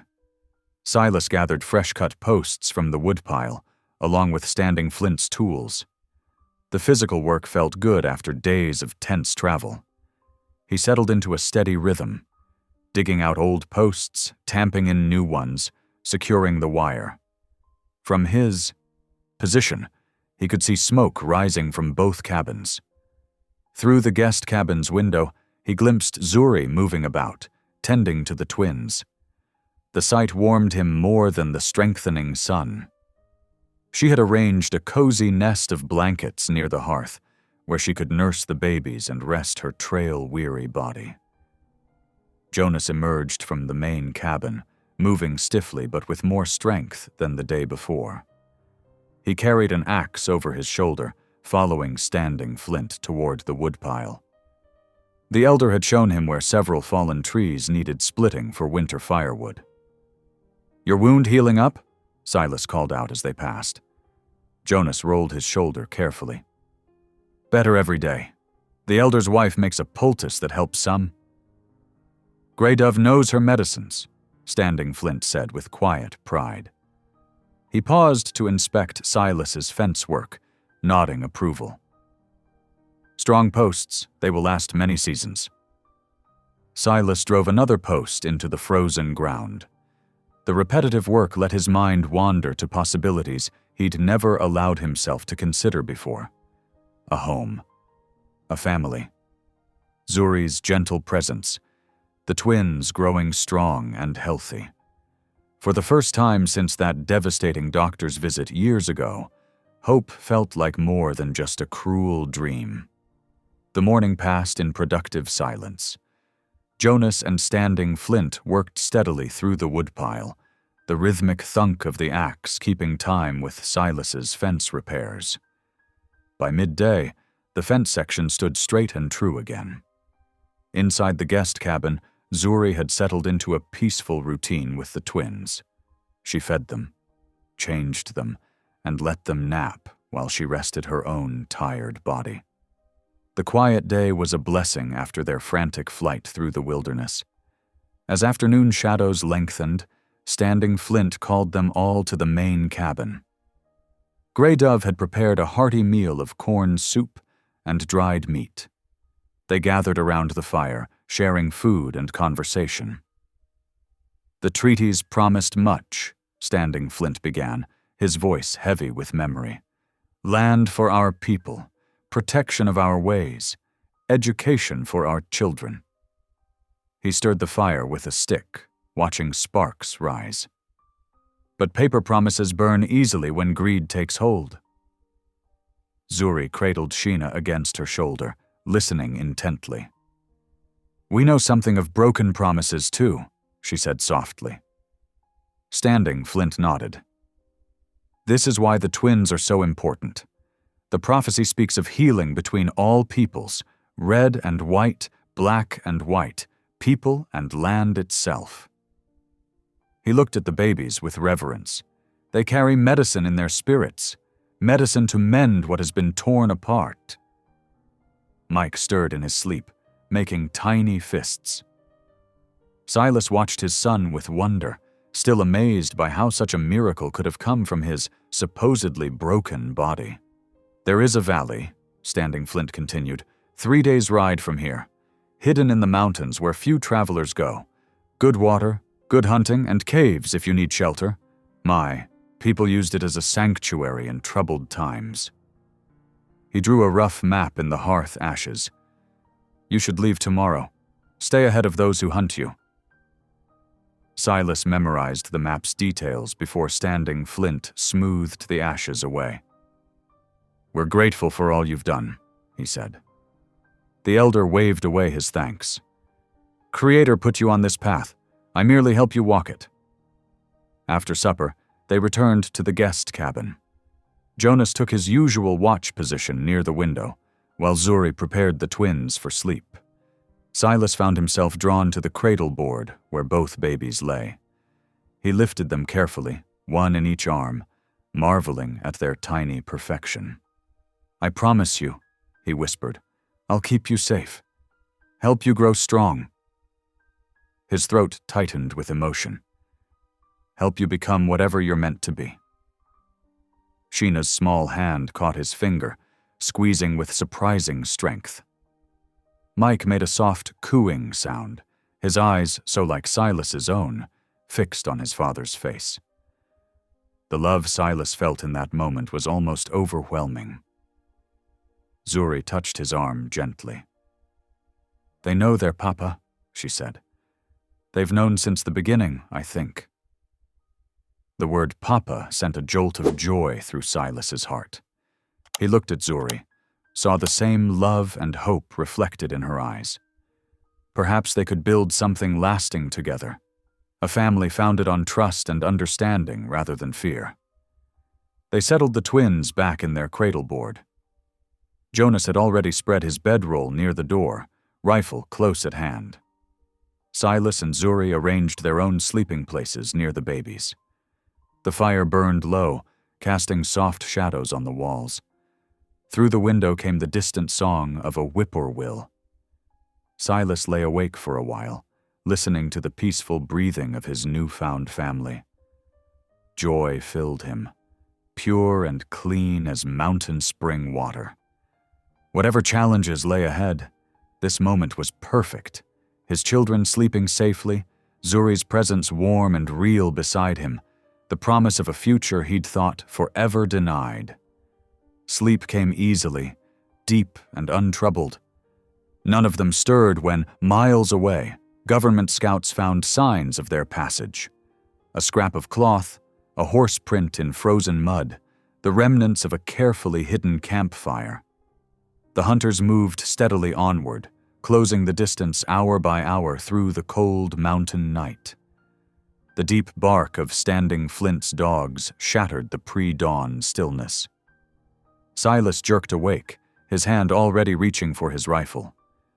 Jonas crouched by the window, his breath fogging the cold glass. "Riders," Jonas whispered urgently. "At least 8, maybe more, coming fast from the north." His face hardened with recognition. "Government men. They found us." Zuri was already up, gathering the twins with practiced speed. Sheena whimpered at the sudden movement, but Mike remained eerily quiet, his gray eyes wide and alert. Silas crossed the cabin in 3 long strides, taking Mike from Zuri so she could better secure Sheena in her, carrying cloth. "Here," Silas said, pressing Mike back into Zuri's arms once Sheena was settled. "You'll move faster with both of them." His voice was steady, but his hands shook slightly as he checked his rifle's ammunition. Standing Flint burst through the cabin door, his usual calm replaced by fierce urgency. "There is a path behind the hot springs," he said, already moving to gather essential supplies. "Follow the creek south. The steam will hide your tracks." The dog's barking grew more frantic. Through the window, Silas saw riders emerging from the tree line, their rifles glinting dully in the pre-dawn light. They moved with military precision, spreading out to surround the homestead. "Go," Jonas urged, positioning himself at the window. "I'll lay down covering fire." He met Silas's eyes. "I know these men's tactics. Trust me." A shot cracked through the air, splintering the window frame. Everyone dropped low. Zuri clutched the twins tighter, her breath coming in sharp gasps. Standing, Flint moved to the back door, peering out cautiously. "The path is still clear," the elder said, "but you must move now." More shots rang out, answered by return fire from Jonas. Silas shouldered his own rifle, moving to the opposite window. Through the gun smoke, he could see riders dismounting, using their horses as cover. "Zuri," Silas called without taking his eyes from the window. "When I give the word, run for the creek. Don't stop. Don't look back." He worked the lever of his rifle, the familiar motion steadying his nerves. "Jonas and I will keep them busy." Standing, Flint stepped onto his porch, raising his arms.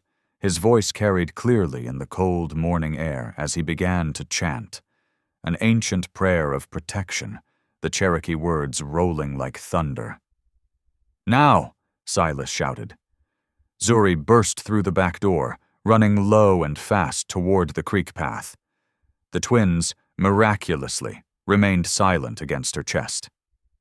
Silas and Jonas fired in coordinated bursts, forcing the agents to keep their heads down. Standing, Flint's chanting grew louder, commanding attention. Several agents shifted their focus to the elder, perhaps sensing his spiritual authority. Silas saw their captain raise his rifle. "Elder!" Silas shouted. "Get down!" The warning came too late. The shot echoed across the clearing, and Standing Flint staggered. His chant faltered but did not stop. A second shot struck him squarely in the chest. The elder crumpled to his knees, still murmuring prayers. Zuri's scream pierced the morning. She had reached the creek path but turned back at the sound of shots. The sight of Standing Flint falling seemed to freeze her in place. "Keep moving!" Jonas yelled, desperation in his voice. He grabbed Silas's arm. "We have to go, now, or we all die here." Silas wanted to rush to the elder, to somehow save the man who had given them shelter and hope. But Standing Flint's last gesture was clear, a fierce wave towards the creek path, urging them to flee. Smoke began rising from the main cabin's roof. The agents had thrown torches. The dry winter wood caught quickly, flames spreading in the bitter wind. Gray Dove's anguished cry rose from somewhere behind the buildings. "Silas," Jonas pulled harder. "We have to reach Zuri before they flank the creek." Reality crashed back. Silas fired 3 more shots, forcing the nearest agents back into cover. Then he and Jonas sprinted toward where Zuri waited, tears streaming down her face. "The elder," she choked out as they reached her. "He gave his life so we could escape," Jonas cut in firmly. "Don't let that sacrifice be wasted. Move." They plunged into the creek path, Jonas leading, Zuri in the middle with the twins, and Silas bringing up the rear. Steam from the hot springs created a ghostly screen behind them. The sound of gunfire grew more distant, but shouts indicated the agents had spotted their direction. The path twisted sharply upward, following the creek's course into a narrow canyon. Jonas set a punishing pace, but Zuri somehow kept up, her determination evident in every step. The twins, as if sensing the desperate need for silence, made no sound. A bullet whined off rocks near their heads. Silas spun and fired twice, glimpsing riders moving through the steam below. The agents were spreading out, trying to flank their position from both sides of the canyon. "They're pushing us into a trap," Jonas said between heavy breaths. "They know these canyons too well." Silas could see he was right. The main body of agents drove them forward while others moved to cut off their escape routes. The canyon walls grew steeper, limiting their options. The crash of gunfire grew closer. Bullets chipped stone around them as they ran. Silas's legs burned from the climb, but he forced himself to keep pace with Zuri. The twins' lives depended on their speed now. Behind them, smoke rose thick and black against the lightening sky. Standing Flint's homestead, that brief sanctuary of peace, was burning. And somewhere in that inferno lay the elder who had blessed their children and given them hope. They ran on through the canyon, pursued by both bullets and grief, as the sun began to rise over the mountain peaks. The day of reckoning had come far sooner than any of them had expected, and its cost was already too high.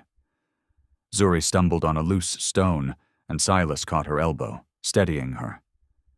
The twins stirred against her chest, but remained remarkably quiet. Their small faces were serious, almost knowing, as if they understood the gravity of their situation even at just a few weeks old. "There," Jonas pointed to a split in the canyon ahead. "The right fork leads to higher ground. We might lose them in the rocks." More shots rang out, closer now. The agents were gaining ground. Silas could hear horses' hooves on stone, the sharp commands of officers organizing their men for a final push. The family ran on, each step carrying them further from Standing Flint's sacrifice, each breath a prayer for survival. The morning sun painted the canyon walls blood red as they fled deeper into its depths, pursued by men who would tear their fragile family apart. Silas's boots splashed through the icy creek as they fled deeper into the canyon. His ribs burned with each breath, but he forced himself onward, staying close behind Zuri. The twins remained miraculously quiet against her chest, though their small faces were pinched with distress. Jonas led them around a sharp bend, then skidded to a halt. "No," he gasped. Ahead, riders emerged from behind massive boulders, rifles raised. The thunder of more hoofbeats echoed from behind. Silas spun to see mounted agents blocking their retreat. They were trapped. "Federal agents!" Captain Locke's voice boomed off the canyon walls. "Surrender the infants immediately!" Zuri pressed herself against the rocky wall, shielding the twins with her body. Silas raised his rifle, but knew it was hopeless. They were surrounded on both sides, outnumbered 10-1. Jonas stepped forward, hands raised. "Captain, these are just children. They've done nothing." The rifle butt caught him across the temple with a sickening crack. Jonas crumpled into the creek, water splashing around his still form. "Traitor!" spat the agent who had struck him. Silas squeezed off a shot, forcing the nearest riders to duck. "Stay back!" he shouted, but his voice shook. His finger tightened on the trigger as agents dismounted, spreading out along both banks. A sharp report echoed through the canyon. White-hot pain blazed across Silas's ribs as a bullet found its mark. He staggered, struggling to keep his rifle steady. Blood spread across his shirt, turning the fabric dark. "Final warning," Captain Locke called. "Surrender, or the next shot goes through your heart." Two agents rushed forward while Silas was weakened. He swung his rifle like a club, catching one in the shoulder, but the other tackled him hard. They crashed onto the frozen bank together. Silas's head struck stone, sending sparks across his vision. "No!" Zuri's scream pierced the morning air. "Don't touch them!" Silas tried to rise, but pain lanced through his side.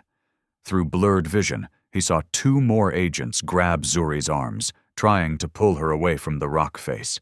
She fought like a wild thing, kicking and thrashing. "The infants," Captain Locke ordered sharply. "Secure them immediately." Rough hands reached for the twins. Zuri's struggles grew desperate as the agents began unwrapping the carrying cloths. "Please," she begged. "They're just babies." Sheena and Mike's wails split the air as they were torn from their mother's embrace. The sound cut through Silas's heart like a knife. He pushed himself up on trembling arms, but an agent's boot slammed into his wounded side. He collapsed with a grunt of agony. "Careful with them," Captain Locke instructed, as the twins were carried to a covered wagon that had been hidden behind the rocks. "They're valuable government property now." Zuri fought so fiercely it took 3 men to bind her hands. "They're not property," she shouted. "They're children, our children." The twins' cries grew muffled as they were placed inside the wagon. Silas could see their tiny faces through the canvas, red with distress, reaching for parents who couldn't reach back. His vision blurred with tears of rage and helplessness. "Secure the woman in the second wagon," Captain Locke ordered. "We make for the canyon rail line immediately." He turned his horse, pausing to look down at Silas. "Consider yourself fortunate, mountain man. The government has no further interest in you." One of the agents delivered a final brutal kick to Silas's ribs.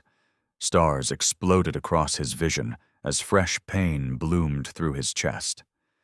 By the time his sight cleared, the wagons were already moving, taking Zuri and the twins away from him. "No," he whispered, but his voice was lost in the growing sound of wagon wheels and hoofbeats.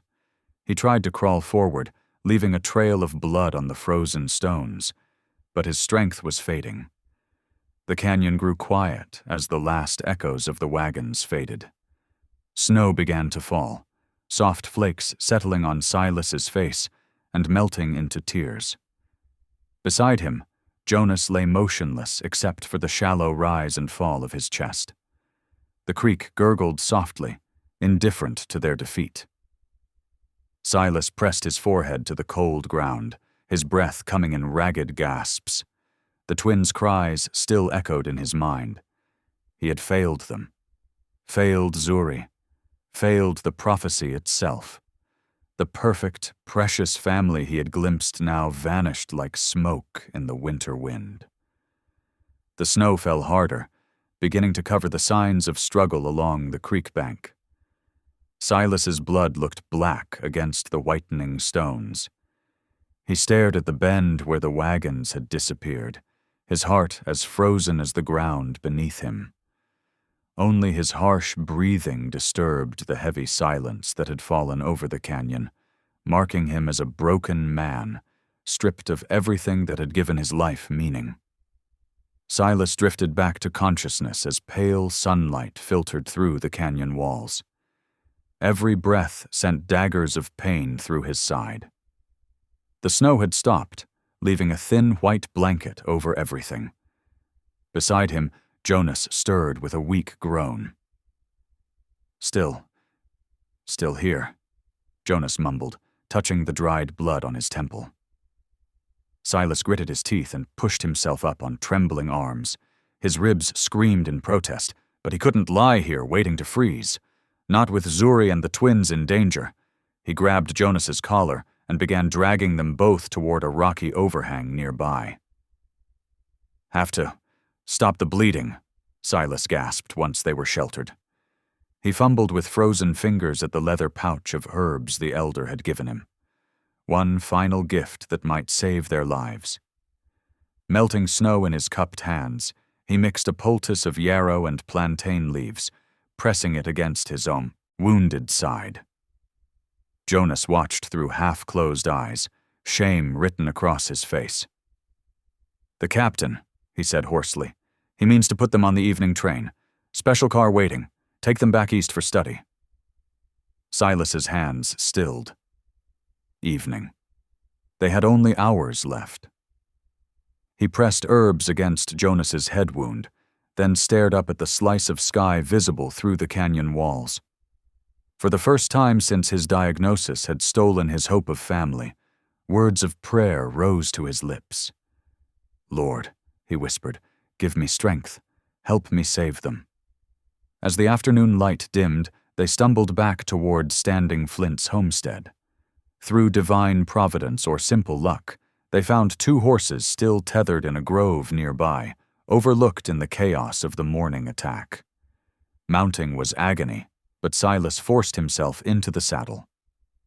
They rode slowly, following the deep wagon ruts that led toward the canyon railway trestle. Time slipped away like water through his fingers. Yet with each hoofbeat, Silas felt new resolve replacing his despair. He would not fail his family again. The wind turned bitter as darkness fell, bringing stinging sleet that coated their clothes in ice. Silas hunched low over his horse's neck, following Jonas through the deepening gloom. Their mounts' hooves squelched in the mud, following wagon tracks that led toward the canyon rail spur. Through sheets of freezing rain, Silas spotted the skeletal remains of the broken pick mining camp. "In there," he called to Jonas, pointing to a tin-roofed shelter. "Just long enough to warm up." Inside, Jonas got a small fire going in the rusty potbelly stove, while Silas checked their wounds. The brief rest did little to ease his burning ribs, but at least feeling returned to their frozen hands. "Can't stay long," Jonas muttered, huddling close to the stove's warmth. "That train won't wait." Lightning split the sky as they mounted up again, illuminating deep wagon ruts that pointed like an arrow toward the canyon. Thunder rolled across the peaks, and Silas felt it echo in his chest. He raised his face to the storm. "Lord," he prayed aloud, his voice carrying over the wind, "you put these children in my path. Put this family in my hands. I won't lose them now." The storm intensified, driving sheets of rain mixed with snow that nearly blinded them. But then, cutting through the tempest, came the long moan of a train whistle echoing off the canyon walls. "That's it," Jonas shouted. "We've got minutes at most." They urged their tired horses forward until the rail line came into view. Dismounting in a grove of wind-whipped pines, they crept closer to the tracks. Lightning flashed again, revealing soldiers loading cargo into a waiting train. Through the storm, Silas heard the unmistakable cries of the twins. His heart clenched at their frightened wails. Somewhere in that chaos of men and machines, Zuri was there too. They had to move fast before the train pulled out with his family aboard. The train's whistle shrieked as its wheels began to turn, steam hissing into the stormy night. Silas's heart thundered in his chest. They were too far away, too late. "No," he roared, sprinting through the sucking mud toward the slowly moving train. His torn ribs screamed with each step, but he forced himself forward. Through sheets of rain, he spotted a ladder on the caboose and lunged for it. His fingers closed around the cold metal, and he hauled himself up despite the searing pain in his side. Jonas struggled behind him, moving slower but steadily. "Watch yourself," he called through the wind. Lightning crackled overhead as Silas crouched low on the train's roof, moving from car to car. The metal was slick with rain, threatening to send him sliding into the darkness below. A bullet whined past his ear. The agents had spotted them. "There, on the roof," someone shouted. More shots rang out. Silas dropped through an open hatch into a freight car, landing hard among crates and barrels. 2 guards wheeled toward him, reaching for their guns. But Silas was beyond pain now, beyond fear. These men stood between him and his family. He slammed into the first guard, driving him back against the wall. The second guard's punch glanced off his shoulder as Silas spun and knocked him down. "Silas!" Zuri's voice carried from somewhere ahead, piercing through the storm's fury. "Help us!" Jonas dropped into the car behind him, breathing hard. He pressed a revolver into Silas's hand. "Took it off one of them," he panted. "Let's move!" They pushed forward through the swaying car as lightning transformed the night into stark flashes of white. The train gathered speed, racing toward the canyon trestle. Somewhere ahead, his children were crying. Zuri was calling. And nothing, not bullets, not pain, not the fury of the storm itself, would keep Silas from reaching them. Silas burst through the door, his boots thundering against the wooden floor of the passenger car. Zuri sat rigid in her seat, hemp rope binding her wrists and ankles. The twins lay bundled beside her, their cries echoing through the cramped space. Captain Locke stood at the far end, his revolver trained steadily on the infants. "Stop right there, Thorne," he commanded. "These children are property of the United States government, scientific assets that could change everything we understand." "They're babies," Silas growled, "not property." A deafening crack split the night sky. Lightning blazed through the windows, painting everything in harsh white light. But this illumination didn't fade. Strange, ethereal lights appeared above the trestle, hovering like silent sentinels over the canyon below. Their glow pulsed with an otherworldly rhythm. Then something extraordinary happened. Both Sheena and Mike began to shimmer with a soft, pearlescent light that matched the phenomena above. The gentle radiance spread outward from their tiny forms, filling the car with warmth.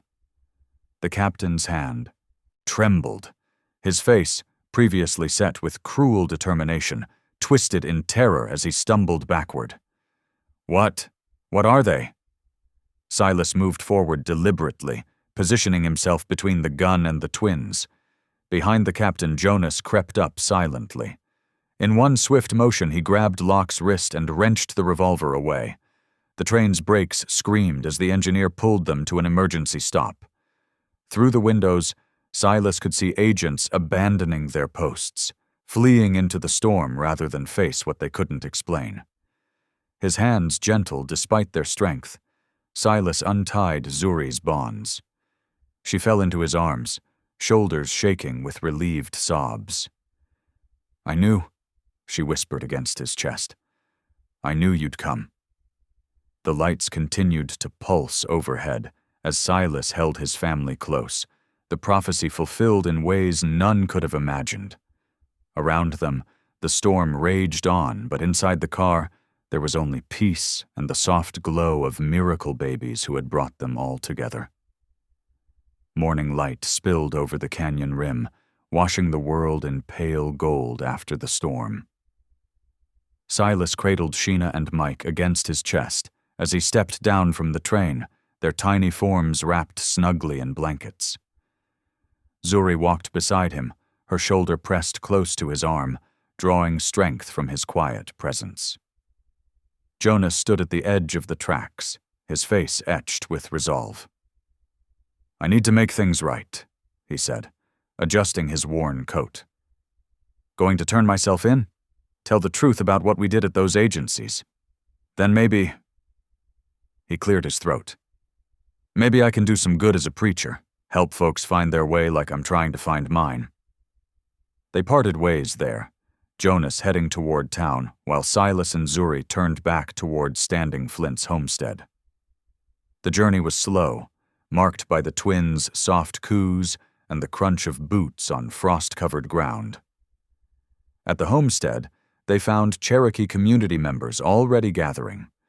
Together they buried Standing Flint with full tribal honors, his body wrapped in his finest blanket, his spirit sent homeward with sacred songs and burning sage.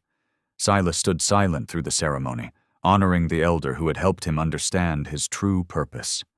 As weeks passed, they found their place in a sheltered valley. Zuri opened her school in a sunlit cabin where children of all backgrounds sat together, learning to read and write, to respect each other's ways. Black, white, and native families brought their little ones, drawn by her gentle wisdom and unwavering dedication. Silas built their home with his own hands, crafting a sturdy cabin filled with warmth and hope. Each evening, He would sit by lamplight, holding Sheena and Mike, marveling at their peaceful faces. One night, as crickets sang outside, Zuri took his weathered hand in hers. "You were never empty," she whispered, her eyes soft with love. "You were chosen." Silas squeezed her hand gently, quiet joy filling his heart, as he gazed at their family, complete at last. Thank you for listening. Stories connect us in the most unexpected ways. If you felt that spark today, make sure you're subscribed.